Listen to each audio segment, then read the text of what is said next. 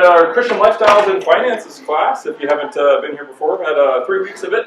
Now we're on our fourth week, getting into materialism, greed, and covetousness. That's hard to say if it jumps fast. Kind of building off of what does the Bible say about money, borrowing, and debt, and then I wasn't here for last week, but for John's for giving and sharing. Been the first two at least that I've been very productive. Matter of fact, Drew kind of introduced us to some of the ideas of materialism, greed, and covetousness with that first class. So there's actually some great scriptures that he covered that we could use in here. But if you haven't seen those classes, I know the first two are on YouTube.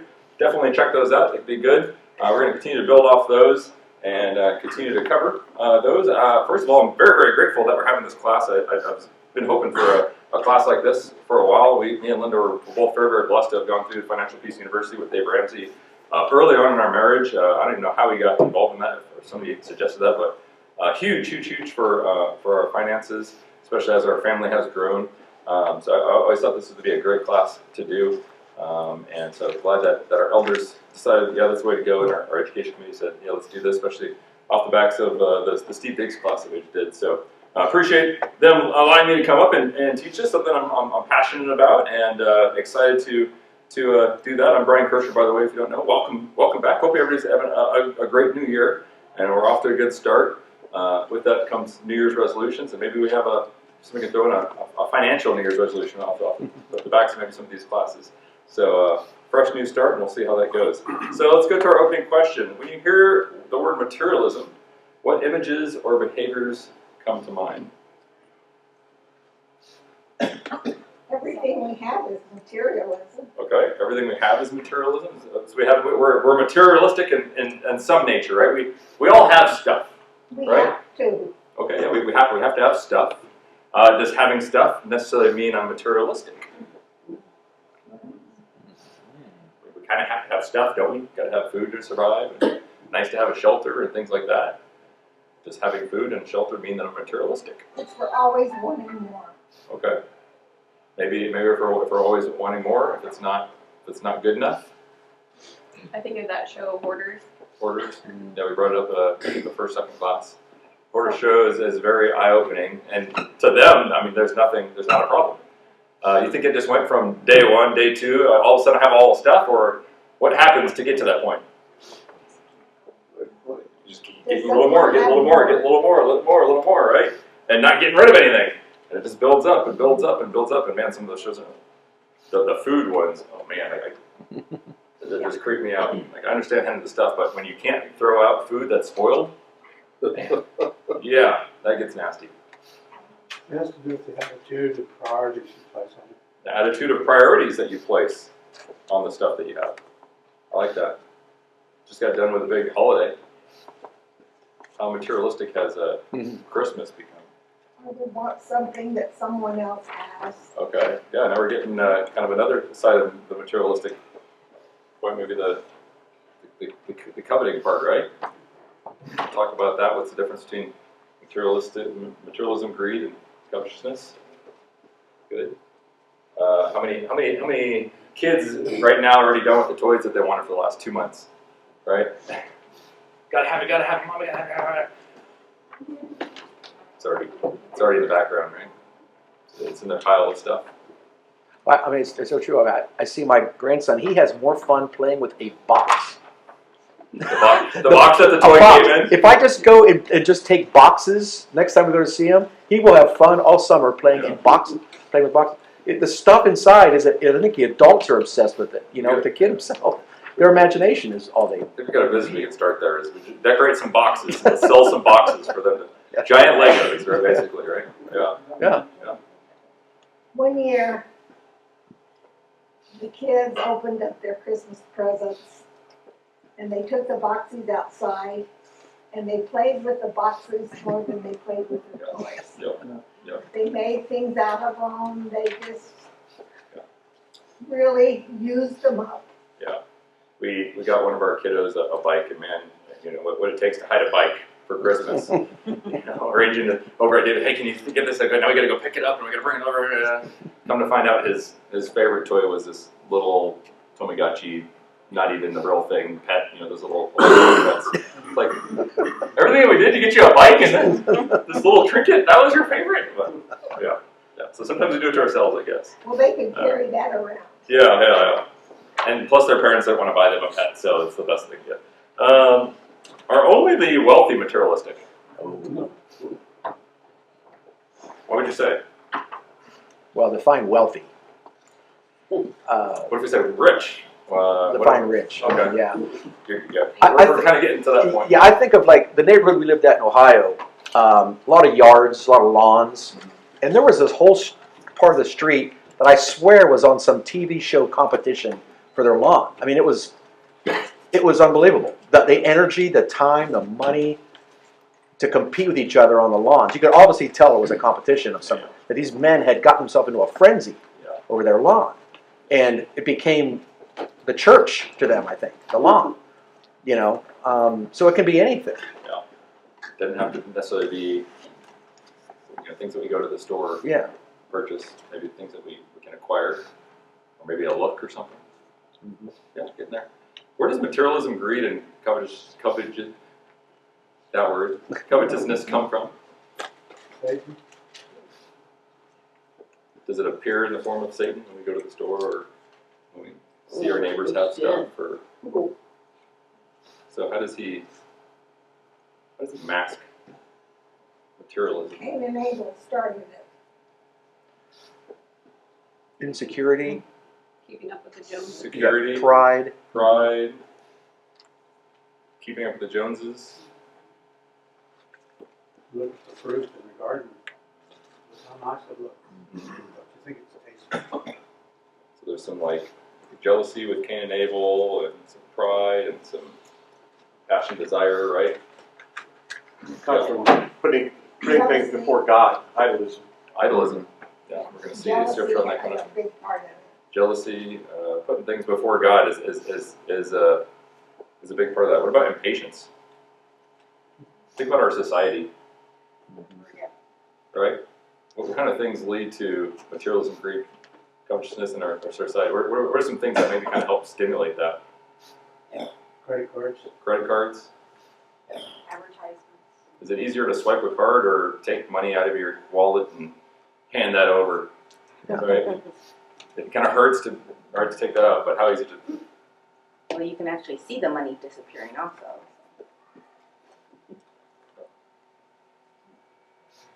And what she was saying with advertisement, how we start to idolize celebrities, and they keep up with the current fashion or styles, and and I just never realized how much on Facebook that is constantly, and I try to stay off of Facebook, but of course it's just been a habit. But they're this new thing, try this, and I'm like, why are you? And I keep saying I'm not interested, but it keeps flashing. It's out. coming back. Yeah. Mm-hmm. Seems like you can't block it. It's always there. Yeah. Definitely, social media is all in your face. Have to have this. You have to have this. It's almost like companies are out there. They've got thousands, millions of dollars put into how can we get your money back, right? You work so hard for your money. How are we going to take it from you? Let's treat you like a king. Let's make you feel like you're more than everybody else, right? What about YOLO? It's been a while since we used that. Well, what's YOLO for the people who don't know? Oh, you only live once. You only live once, right? Live it up now. I heard a guy.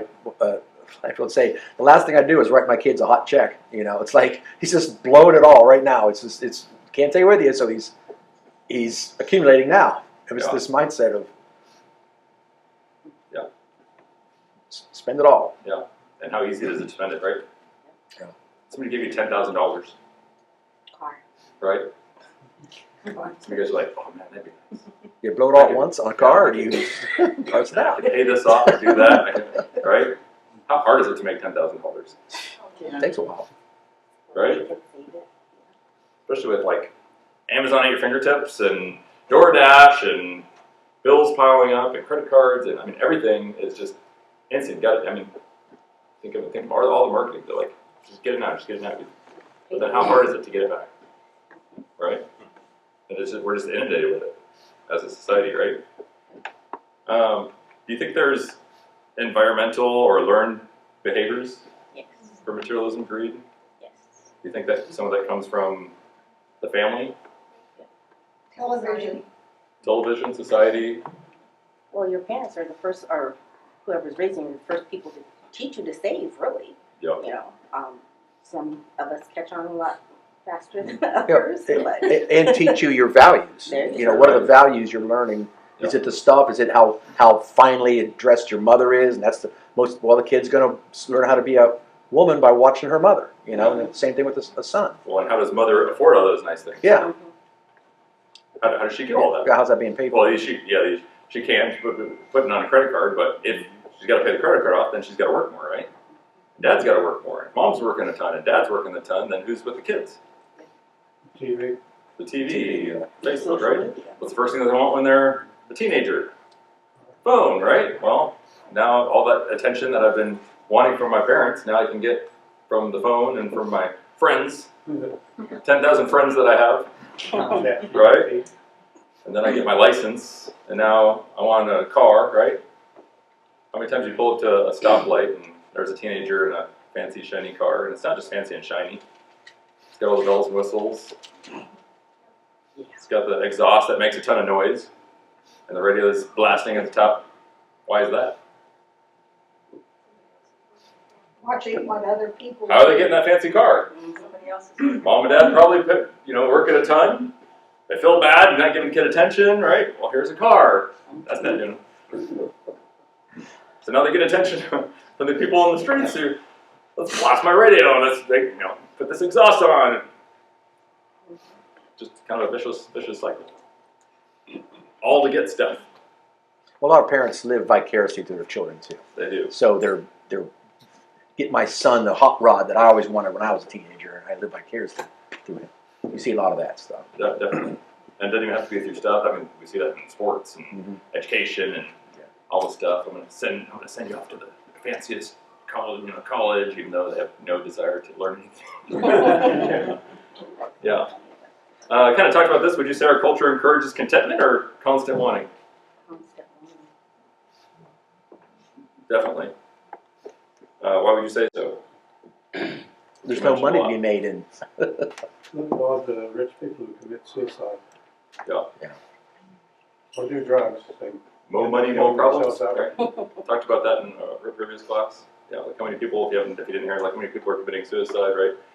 How many wealthy people? overdosing. Yeah, overdosing, divorces, 10 marriages, like with 14 kids with 7 different mothers. And we sometimes think money will solve all of our problems, right? If I just had, Drew talked about that first class. If I just had this much, if I had just had this much, right? Is it ever enough, right? Drew said it's all back to money, right? Money. We're very back to our first class. Money the root of evil?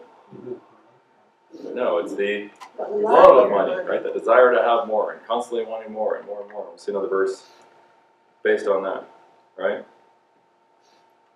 What about the American dream? Such a lie. Some people want the American dream like now, though. Agreed. I mean, look at when you first get married. Most people who get married are pretty broke. Would you agree? But you can raise some money. You can both work. You don't have kids, so you can raise some money. How quickly do they go out and buy the same car that the parents had, or nicer? Or they go live in the same neighborhood that the parents had, or nicer? It's accumulated. How long did it take their parents to accumulate these possessions? Only 30 years, right? And married couples are thinking, I gotta have this. They have it. Why can't we have it? The first 3 or 4 years of their marriage, and then they're used every conceivable way to borrow money, and then they're behind, and kind of going back to our debt class. And now they're on track to probably get a divorce. It's one of the leading causes of divorces, and it's out there. It's everywhere, right? What do we not see when we kind of pull up to the stoplight? We see all these fancy cars around us. Do we see? You don't see the alcoholic Yeah, don't see the alcoholic. Don't see the arguing. the arguing. Don't see you're backwards on your car payments, right? That's flashy. That's shiny. right? What about like Apple Pay, Google Pay, like all these things? Restaurants, entertainment venues, casinos. Boggles my mind that you could walk into a casino and see how nice and fancy it is and not think, how do they afford this? More money. Yeah, right? You kind of put two and two together, right? When you leave, you kind of understand. Yeah. Yeah, But yeah, you come back. you made an interesting investment, right? Sometimes we use the words materialism, greed, covetousness interchangeably. They have some stuff in common, agreed? Yes. So what do they have in common, but how are they a little bit different?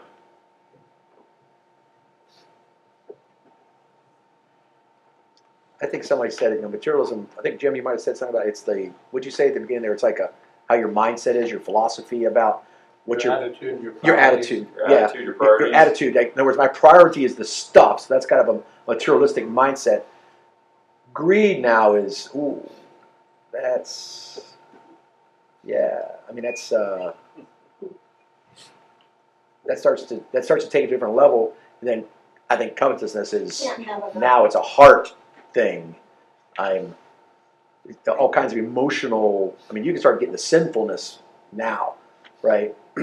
So that's kind of how I see it Yeah, for the greed. Covetousness, I think, implies wanting what someone else has. mhm, Yeah. And I've always kind of felt that it's wanting the very thing they have, not necessarily wanting to get something like it, yeah. but wanting to have You theirs. have that, I want that. Yeah, it's like they have wanting Nabal's vineyard. Mhm, I want that vineyard. Some other vineyard, not good enough, I want that one. mhm. So maybe you can start with materialism, but then you see other people have it, and like, maybe I have this, but it's not good enough. I want yours. Yeah.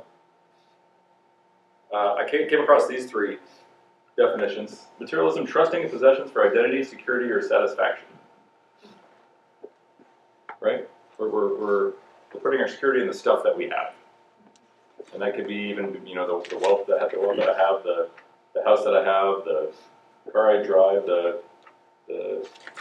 what about even my retirement plan? Right? I'm okay as long as I have this, market crashed. I'm doomed. That's why they jumped out of windows. Yeah. Greed, the desire for more regardless of need or consequence. Do you ever see greed? Like, do you ever see a greedy person? It's ugly. It is a It's like, it's gross. I mean, Yeah. you want to just go, when you see that, you just want to back away Yeah. from that person, you know? It's ugly. You don't want to be in that person's sphere because you're,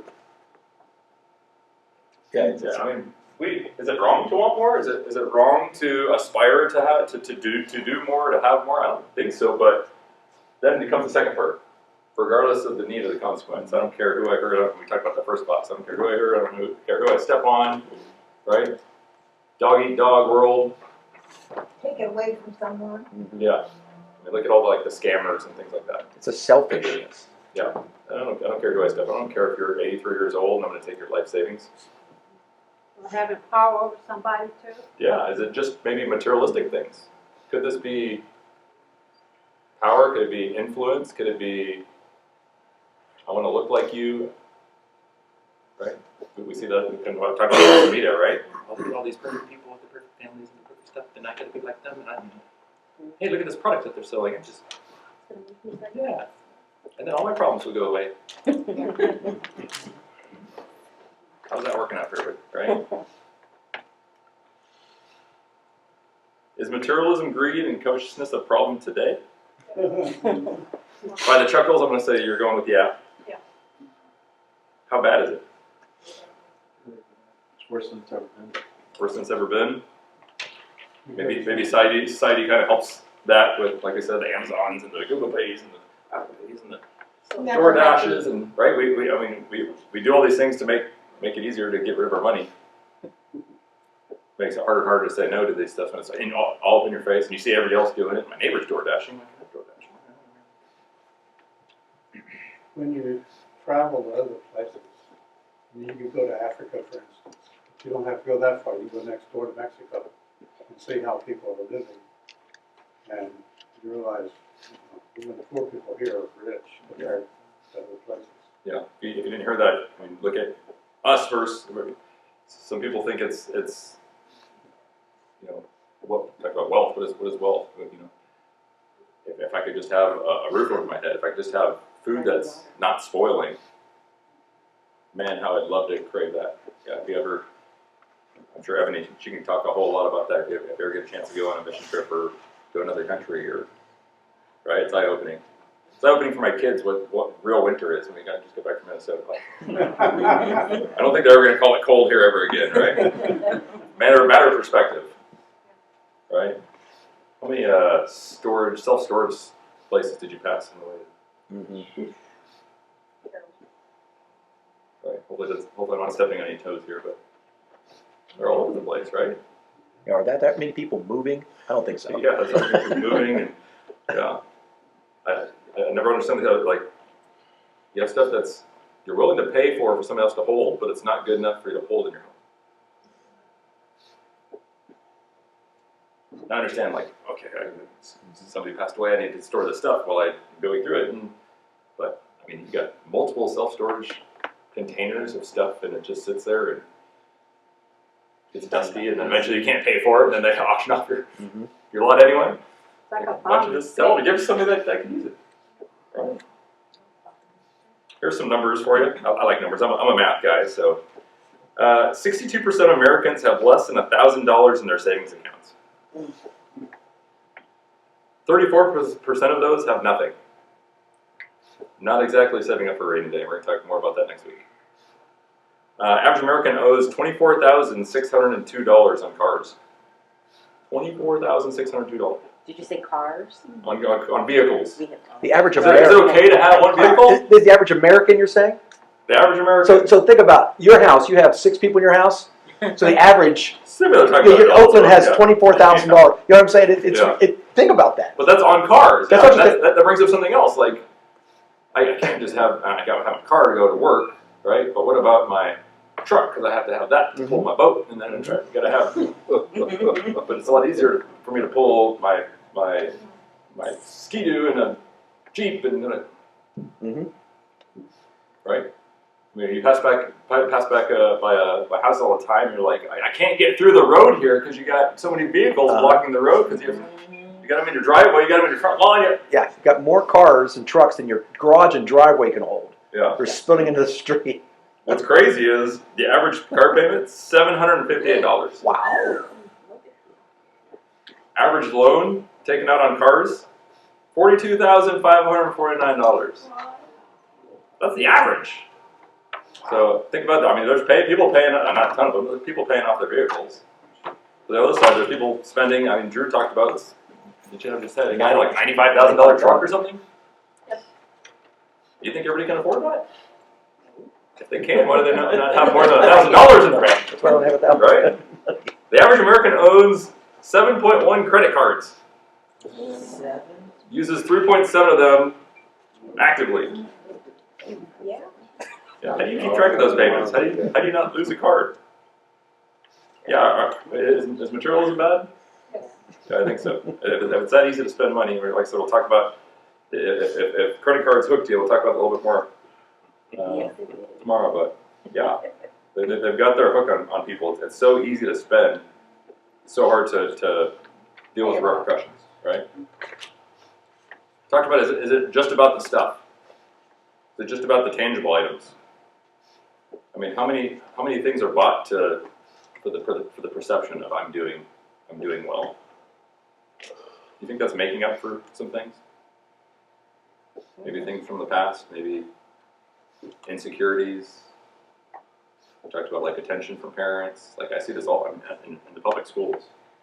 I see that. Right? Just the craving for attention. Like, all the misbehaving kids. Like I have kids cuss me out. I don't blink an eye. Not now. Before I did. Doesn't mean I don't do anything about it. But I know, where is this stemming from? They don't hate me. They've got hate in their homes. They've got drug dealing parents. They don't live with their parents because parents are in the system and they've been prisons, or they took it out of me because I said something about where's your home? right? And we have that talk, and we teach it, but where is this stemming from, right? Kevin, you're gonna say something? Well, it was said before where we always want something better for our kids or so we didn't have it as a child, and maybe we had that covetousness as a child, or that greed or materialistic. And as we got older and we were able, and like you said, if we're doing that, our next generation seeing that, Our kids, and and we have such an entitled generation right now where you're like, oh, well, just use that one thing that you do, the card, or write, like we used to tell the parents, just write a check, go to the ATM, you know how to do it. Why do I have to tell you? But give me. Yeah. And And again, all the companies are saying you can have it, have it your way, right? Yeah. And again, I mean, our kids see us have these things, and they don't maybe we don't do the best job of teaching it how we acquire them, right? What do they get as soon as they turn 18? All these applications for credit cards. And, oh, my turn to get stuff. But are we talking to them about how do we acquire these things? How do we acquire them responsibly, right? And we're going to talk about how to teach our kids that in a later class as well. Yes. When my daughter graduated from high school in last May, within a week, she had like 12 different credit card people Yeah. send her stuff in the mail. They're just inundated. I was like, if you don't have a job, you don't need this. Yeah, I remember would just tear it up. Yeah, I remember when I first went to college, 18 years old. I don't know if they still do it today, but in every classroom had MasterCard and Visa applications thumbtacked to the walls. Does anybody remember that? It was really bad back then. It was like with no job, nothing at all. Just a student loan, I could go and get a MasterCard, Visa. And I remember that. That took time. Like, yeah, I've signed up for a couple of those. And I think that went bad within 10, 20 years. It went bad, They stopped doing that, but they I'm were not surprised. They were throwing credit cards at you back. Yeah, let's get them early before they know. Yeah. They don't know what the whole experience is about. We're going to tell them, hey, you can get stuff now. Mm-hmm. Don't worry about the repercussions. Like, you can deal with that later. Almost like college, right? Mm-hmm. Student loan, sure. Yeah. Good education. You'll be able to pay it off. You'll find the exact job that you want. Your right? job in underwater basket weaving, that'll definitely pay that money. Yeah. Let's dive into scripture a little bit. Ecclesiastes 5:10. John? From the Contemporary English Version, if you love money and wealth, you will never be satisfied with what you have. This doesn't make a bit of sense. And who said that? Solomon. Wealthiest man ever. Solomon had a little bit of stuff. Did you know some things about stuff? Yeah, we see this, right? There's our greed, right? There's our discontentment, right? How concerned should we be with desires as Christians? Do you think that this, we chalk this up as a sin as high as some others? It's all the same. Or do we say, like, There's no degree of sin. It's all the same. do we truly believe that, do you think? I mean, I kind of feel like we've watered materialism down. Like we've kind of accepted it as it's just part of our culture, right? We're a culture of stuff, of acquiring stuff. Got to have a house big enough for all my stuff. Got to have a 3-stall garage for all my stuff. Got to have a shed in the backyard for my stuff. Got to have the storage, self-storage. Right? Should we be concerned? Well, I imagine some of the stats you gave, there's going to be fear and all kinds of bad things in your heart come out of it. Not having any money in the bank. Think how, I'm sorry if anyone isn't that. Let's talk about how we can get you out of that Definitely. problem. But I can imagine having no money in the bank. I mean, you would be afraid all the time. Yeah. What a terrible place for a Christian to be afraid all the time. Yeah. We shouldn't be there. But it would definitely contribute to that. Yeah. Do you think God wants us to be there? No. No, because then our mind is on Yeah. the money. And like, how does it feel when you owe somebody something? Anything. Doesn't feel good, right? Like, you want that off your conscience, right? You should. You should, yeah. Yeah, I guess some people eventually they just come to expect it. A lot of times, they don't see a way out. Mm-hmm. How could I ever get out of this? And we're going to talk a bit about that. I mean, yeah, it doesn't do us any good to talk about all this stuff and not talk about how to do some things about it, right? Find ways to help you, right? I'll specifically talk about these next week. Find ways to help you. If you want to know sooner than next week, come talk to us. But yeah, it's a problem. We didn't say those numbers are all earthly people, worldly people. Christians get entangled. Christians get entangled in all kinds of stuff, including materialism, right? Colossians 3:5. Put to death therefore your members which are on the earth, sexual immorality, uncleanness, depraved passion, evil desire, and covetousness, which is idolatry. But it's mixed in there with sexual immorality. Is that bad? Sure. Yeah. Impurity?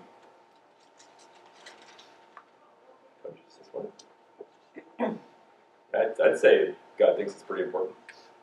Again, how do those relate? Notice what does he compare covetousness with? Idolatry. Why? You tend to worship it. Because Yeah, we're worshiping depending on something other than Him. Somebody said it earlier, it's a heart issue, right? Materialism, having stuff is not the problem. It's when I put my trust in the stuff, right? When the stuff comes before others, when the stuff comes before God, right? That acquiring the stuff. Yes, ma'am. I believe it's what Galatians 19 that talks about the works of the flesh. And we see that in this scripture where it says that what is earthly within you. So these are things that are, do I say, natural for our flesh. And as we were saying, as Christians, we need to make sure that we are keeping them in line, but it's within us to desire these things, or it can be within us to desire these things. But we have to make sure that we're, like you said, keeping them in line, and we're not above these temptations or these fleshly works. Definitely. I like how this was said. Materialism is not measured by how much one has, but how much it has us. Yes. Right. Some people think in order to follow God, I can't have stuff. I gotta get rid of it all. Right? Not true. You can be a tremendous blessing with the things that you have. We've been tremendously blessed by gifts and offerings from people who have acquired things through their hard work ethic and blessings that they've been blessed with. And hopefully we can pass those blessings on to others and so on and so forth. Right? Don't have to necessarily just get rid of it all.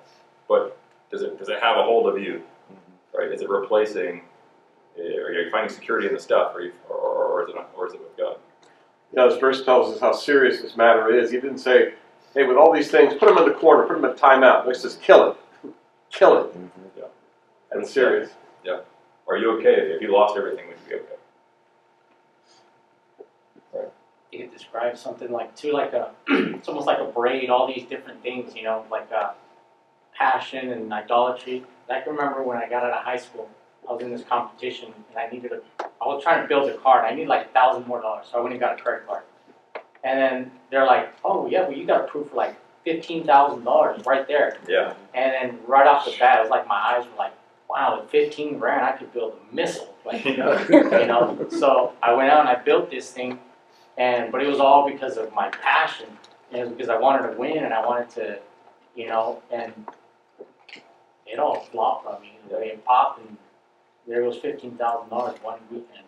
Wow. Well, and how nice do they make you feel when you're like, hey, you're worth this much, right? Yeah. Yeah. We like you so much that we trust you with this much money. We'll lend you I must- yeah. $15,000. Yeah. Not give it to you. Yeah. We'll lend it to you. Yeah. You can pay me back over 10 years. It's fine. And Been approved. 30%. People think something of me. Right? Hebrews 13:5. Rick. And keep your lives free from the love of money and be content with what you have. Because God said, I'll never leave you and I'll never forsake you. Yeah. Talked in earlier class about how money's not inherently evil, but rather the love, the consumption of money is evil, right? And 1 Timothy 6 and 6 to 10. A little bit easier when you have things, though, right? If you have security, if you're laying your head down at night and you've got that financial peace. But what about when you're going through that turmoil? What is God reassuring us? I'll never leave us or forsake us. It hasn't gone anywhere. Now, are we going to have to put our money to work a little bit and change some habits and things like that? Yeah. But he hasn't gone anywhere. Right? If we were defined by our greatest failure, whether financial or as a person, we would all be doomed and doomed. There's plenty of person that has gone through some stuff financially, especially. I mean, Dave Ramsey talks about in his books how he's had like millions of dollars in real estate and it all crashed. Right? That didn't define him. Right? He learned from it. He moved on. This attitude that we have towards stuff is extremely important. But more importantly, knowing who's with us and who's got our backs and who's there for it all. Do you think God allows us to go through some stuff? Maybe it helps put us in check, right? And do we really find Him as the most important in our lives, or do we got to have some speed bumps in life? Put us back in check. Philippians 4:11 through 13.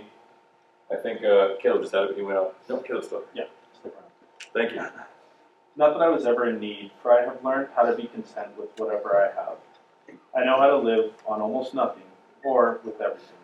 I have learned that the secret of living in every situation, whether it is with a full stomach or empty, with plenty or with little. For I can do everything through Christ, who gives me strength. We're pretty familiar with that last verse, right? But how often is it used out of context? What is that whole verse kind of starting with?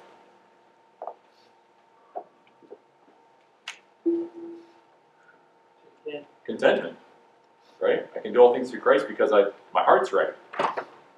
It's in the right place, whether I have a lot or I have nothing.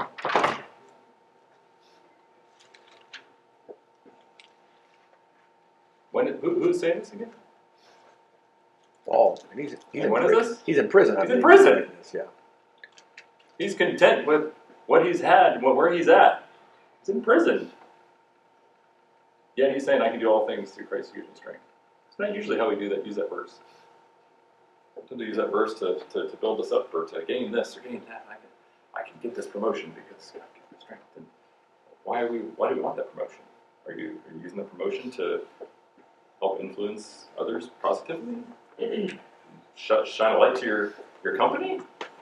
Or do you like that $30,000 pay increase? Something to think about. Does the Bible say then that it's wrong to be wealthy? It's going to be difficult. Yeah. It says it's going to be difficult. Some people will give Dave Ramsey a hard time because of the wealth that he's generated. But he's also one of the most giving people that I know. Is it wrong to be wealthy? It's going to be difficult. It's going to be difficult. It's going to be difficult to be on the right path. It's going to be, might be worth to be on the right path, right? You have tendencies to want to do some things, put your trust in that money. We were talking about the Powerball recently. You guys remember how much that most recent Powerball? That was one that was ridiculously 1.8 billion. Anybody want to be that winner? No. How much do you get after taxes? Either.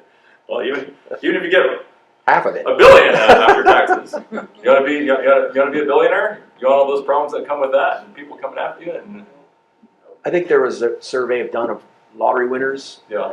and the vast majority said they wish they'd never bought the ticket. I mean, it's Crazy. that life. You can't tell anybody. You can't. Everybody. It's not a good. I mean, it looks like a lot of money. It looks like fun, but it ends up being a lot of heartache. It is. What I've heard. It is, and maybe because of some of those internal stuff, but because of all the pressure from the out, right? Mm-hmm. All the connections, all the people that You got to say no to give me some, people. give me some, Yep. right? And dealing with that all the time. No, a lot of them go bankrupt after about 5 years. It's crazy. Or Actually, 5 yeah. years. And he'd be bankrupt after 5 years for $1 billion. It's usually So because- easy to spend it, right? Yeah, well, it's usually because they didn't grow into that knowledge of how to manage that much money. That's the first thing they do. Well, To go buy this Okay, huge estate. if you gave me $10 million and I went to Beverly Hills and bought a $10 million mansion with it, I would end up bankrupt. I couldn't pay the taxes on it. Exactly. I mean, this is the kind of thing people Insurance. understand. Yeah. It's like they get themselves in a situation where you can't sustain that. We had a whole list on the board the other day, right, of everything that it takes to be a homeowner, right? Yeah. They don't factor that in, especially when they're not, like I was like, Yeah. you're not used to having that kind of wealth. You don't know what that means, Yeah. right? I was It's so hard to build into that. I was listening to a story about this I don't know, this competition on YouTube. This guy won like something stupid, like an island or something, and it ruined this guy's life. He goes, "I wish I'd never played." He goes, "The government came after me for property taxes, and I could never pay that place off, and it ruined his whole life." Which is sad because think about how much you can do, how much good you could do with that, right? 1 Timothy 6, 17 through 19. Yeah. I had it here and I left it. 17, 19. As for the rich in this present age, charge them not to be haughty, nor to set their hopes on the uncertainty of riches, but on God, who richly provides us with everything to enjoy. They are to do good, to be rich in good works, to be generous and ready to share, thus storing up treasure for themselves as a good foundation for the future, so that they may take hold of that which is truly life. To say you can't be rich? No. Well, what does it say? Be mindful of. Have the right attitude. Have the right attitude. Where's that? Where's those blessings coming from? Being good stewards, right? What's truly life? Take hold of that which is truly life. Yeah. This is eternal life. Okay. Yeah. We talked about the treasures, right? Back in that first class. I'm very familiar with that verse. Right. We got two types of treasures. Where are they? Earthly treasures? Earthly treasures and heavenly treasures, right? Can you bring upon heavenly treasures to others with the earthly riches that you have? Sure. Right? Matter of fact, that's David Ramsey's whole point. We'll talk about that next week. The whole point of accumulating wealth is to have that peace of mind, financial peace for yourself, that you're not inundated with all these financial insecurities, that you can focus on God, but then eventually so you can bless others. Right? Bless others. Help them to see God through the blessings that you can provide for others. Instead of feeling bad for the things that God has helped you acquire. Proverbs 21:5 says, The plans of the diligent lead to profit as surely as haste leads to poverty. do we have some hasty shortcuts in this life? Get rich quick. Have you seen any get rich quick schemes? I see them on YouTube ads all the time. I made $32,000 in 1 week. You can do so too. Everybody can do that. Why is everybody walking around rich? The guy's usually in jail a couple months later or something like that. Or those pyramid schemes, or we've had all these things. We'll use this verse next week especially, but yeah, it takes planning and hard work to get there. So be careful of those quick shortcuts. Proverbs 10:4 says, Lazy hands make for poverty, but diligent hands bring wealth. Is it okay to have wealth? To have riches? Yeah. Now, we have the whole conversation is what's truly wealth? Right? Is wealth and riches the same thing? I find myself very, very wealthy, but it has nothing to do with what's in my bank account. I'm very wealthy for the family I have, the blessings that my church family, my family, my wife, my kids. Right? How do we discern between materialism, greed, and covetousness, and productivity, ambition, and good stewardship? Wow. Those two things can be kind of go together, but I would say there's one thing that sets those apart. I think that last verse too, it says that, hard work. Go back to the last verse. Lazy hands make for poverty, but diligent hands bring wealth. You can be wealthy if you earn it honestly, but there's a lot of people that don't earn that money honestly. You can be very productive, very ambitious, right? Does it mean that you're materialistic? Does it mean that you're greedy? Well, productivity, a lot of times I'm doing more with less. Mm-hmm. Ambition, we have a long talk about that, you know. There's good ways and not so good ways there. Yeah. Good stewardship is taking care of the things you have. Yeah. Not disposing and throw it away, but taking care of it. Isn't the difference Master there, it. where's your heart? Yeah. In those two things? Where's your heart in those things? Is your heart in it for the stuff, or is it in it for what you can do for God's glory for the stuff? Or how's God in making a plan for me in my path? Well, it's a heart issue. What is it about? And it all goes back to this. Last verse, Marlene? No one can serve two masters. Either he will hate the one and love the other, or he will be devoted to the one and despise the other. You cannot serve both God and money. Goes back to our first class. Is money evil? The love of No, money, but the love of money is evil because it replaces what? God. Replaces God. It's not bad to have financial security. It's not bad to have financial peace. It's bad when it consumes you. When the acquiring of this stuff consumes you. And that might be because you don't have much. Maybe you're doing whatever you can to get out of the hardships, and it involves being ruthless and stealing. And so it doesn't necessarily mean that wealthy are materialistic and the non-wealthy are not. And this is a hard issue for everyone. It's a good self-check for all of us. Next week, we're going to talk about leading this into budgeting. How can we make sure that the things that we're working towards are allocated properly? How can we make sure that we're good stewards with what we're given? How do I get out of those difficulties if I'm backwards on my car, or I've got those credit cards coming at me and I have creditors on the phone, and how do I deal with that? How do I allocate for the future? How do I have more than $1,000 in the bank? I'm like 62% of Americans. How do I prepare for a rainy day? So probably, one of those things that you look at and you're like, that's not exciting.